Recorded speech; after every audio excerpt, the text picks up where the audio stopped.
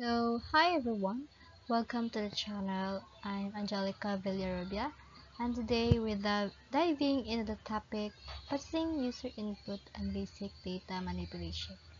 So, if you're a student looking to sharpen your skills, you're in the right tutorial video. So, let's get started. First, we're going to tackle processing user input. What is processing user input in Python? Processing user input is any data that program receives from the user that types into the console. So, kuha na siya ka na any data nga ma-receive sa program nga gikan sa user is kana ang user mismo ang mo-type sa console para mugana ang run ay mugana ang code rather. So, here is the example of basic user input sa Python. So, una diri is nag-name ko og variable na name equals and then ga-prompt ko input parentheses quotes na ang sulod is enter your name in colon space and then ga name na pag variable na age equals and then ga-casting ko or parse na diri ang part is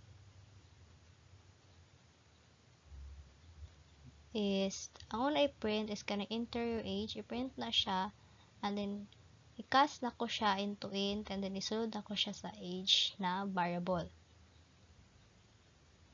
And then next is nag-print na ko parentheses then hello nga text and then comma tapos nag-append ko og name na variable and then append the sad na text append then text na you are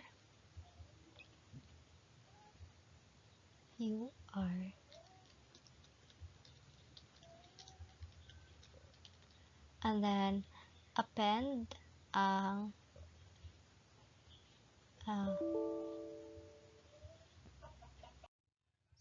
diri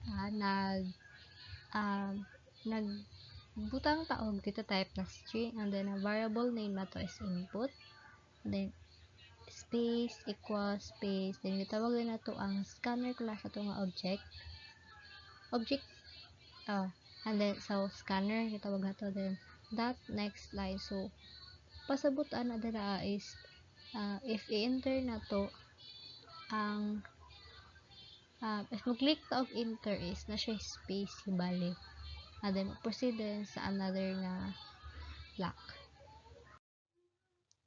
Example of processing user input in Java. So, hala gini.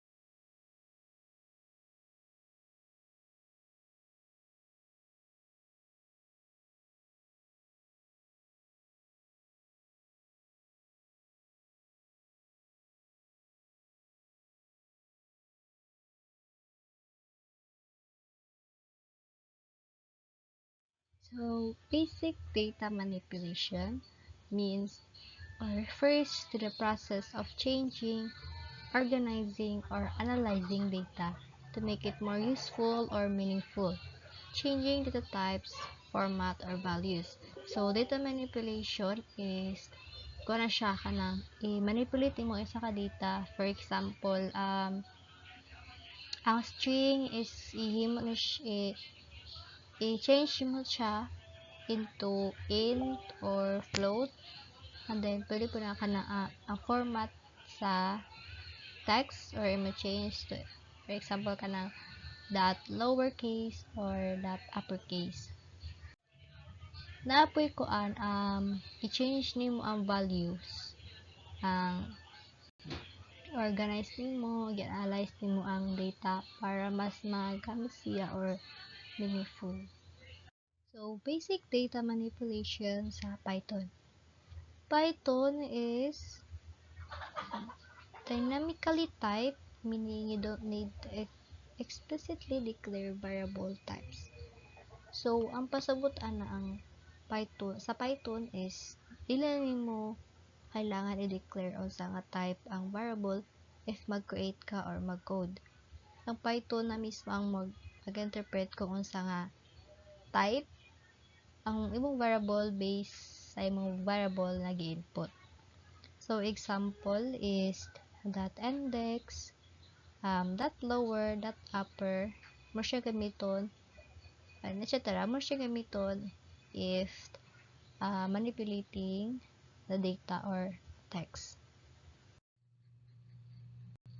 So, maghatag og example sa data manipulation sa Python. So, ano na akong buhaton is manipulate ako ang data into lowercase, and then sunod uppercase, then dot index. So, daghan pa data manipulation na ganito na built-in function. So, tulo ra akong mahatag. So, una is i-lower na to ang case sa text. So, una is may variable name ko. So, isang name is text. And then, ang value niya is hello world. And then, variable na po ko na lower text, lower, and then, underscore text equals ang text is the text that lower to siya. And then, galing na mag-print. So, and then, text of lowercase, parang mabalaan na to. Ano sana siya, and then, comma, then, ang lower text na naka-lower case na ang text. So, next example is ang uppercase. So, dali na comment ko na sa ato that uppercase. Okay. So, then, name kag variable na upper text equals ang value niya is ang text na hello world then that upper parentheses, then mag-print na ngayon yung text na lower case.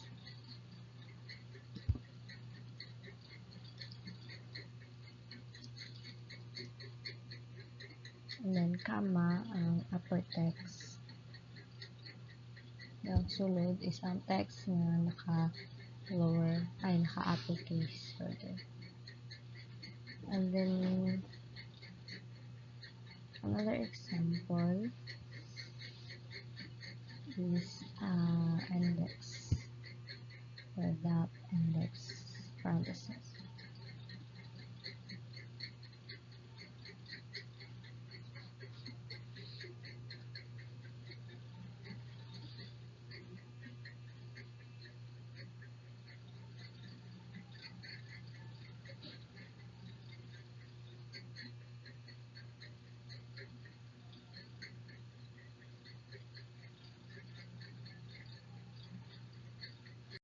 So next is sa Java. What is data manipulation in Java? So Java is more structure and type declaration and involves modifying data stored in variables, arrays, collection like array list, hash map, the files or database. It's used in everything from simple logic to complex business operations.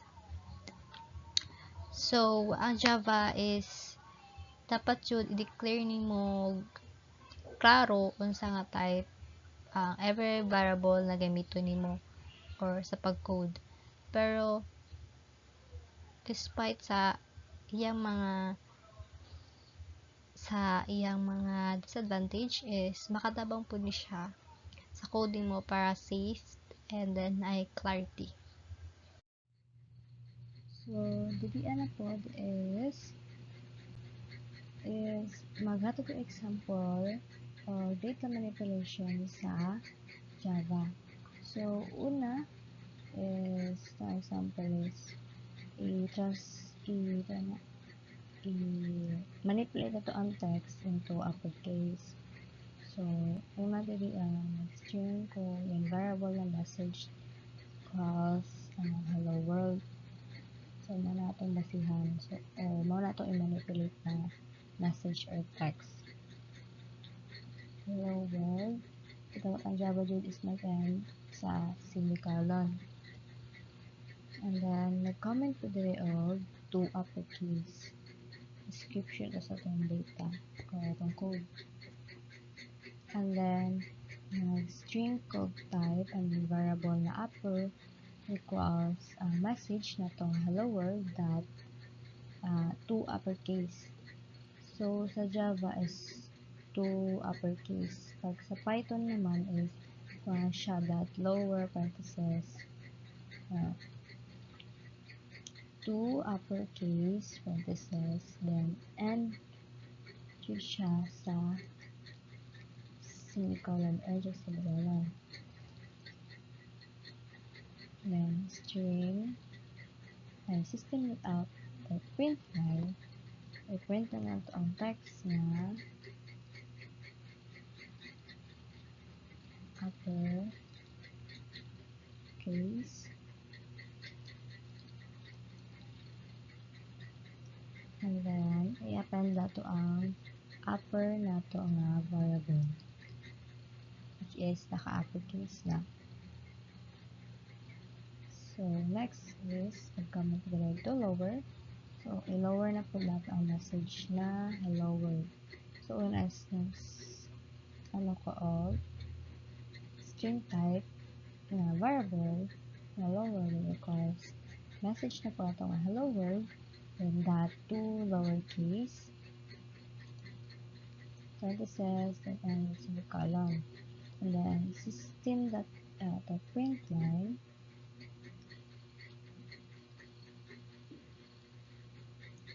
ng text na ito nga lowercase. Then i-append po na ito ang lower na atong variable.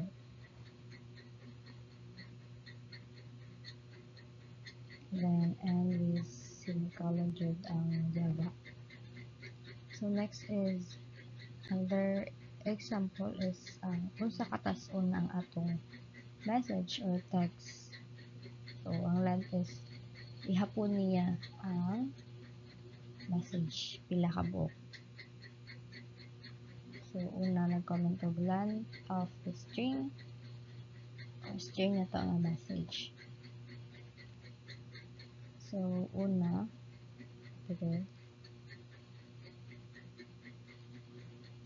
type na to and then length na variable equals ang message na hello world then that length sa katason ng message or text equals semicolon and then mag-print na ta system that at the print line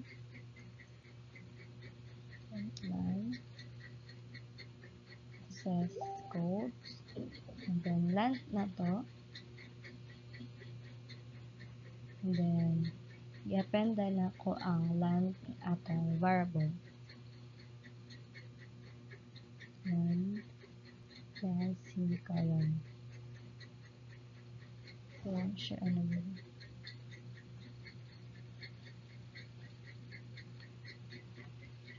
And then,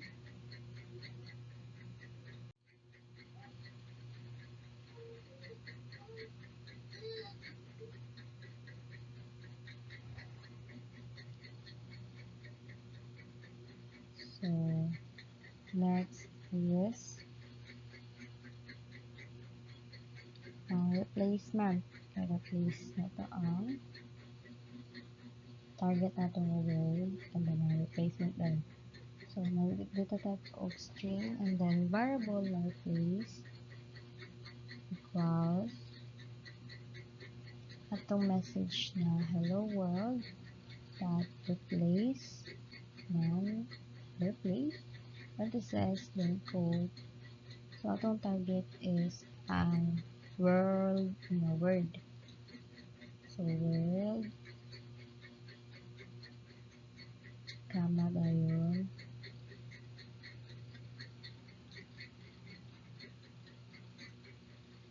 then ang atong replacement bali sa world is Java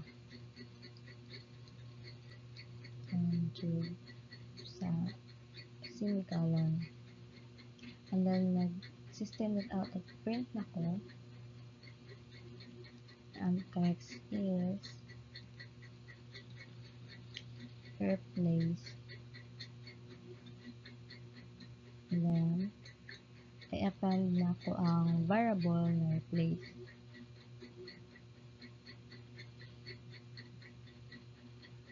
and then semicolon.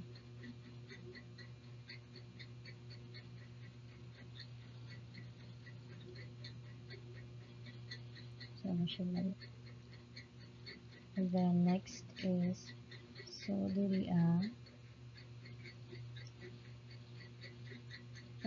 action i-run. So dili atong message is hello world then atong target is ang world and then ang replace na to is Java. So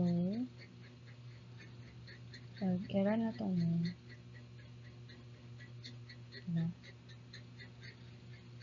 So, ang uppercase na text which is uppercase ang hello world ato nga message and then lowercase na message again nga lowercase na ang tanan and then sa length is ihap na to sa katason or pila ka buok atong letters sa word and then replacement na to is hello Java na siya. I-replace na to ang world into Java. So, thank you. So, if you found this tutorial video helpful, don't forget to like and also again, thanks for watching and I'll see you in the next video.